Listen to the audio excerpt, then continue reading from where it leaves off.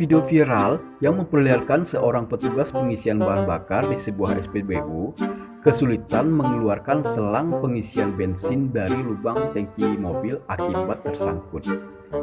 Di video tersebut, terlihat perempuan petugas pengisian bahan bakar panik dan memanggil rekan kerjanya untuk meminta bantuan. Tak lama kemudian, pengemudi mobil juga keluar untuk membantu mencabut selang pengisian bahan bakar tersebut, dan dia juga tidak bisa mengeluarkannya. Video unik ini direkam oleh pengemudi mobil yang antri di belakang pada saat antri mengisi bahan bakar. Pertanyaannya, apa penyebab gagang pengisian bensin itu tersangkut?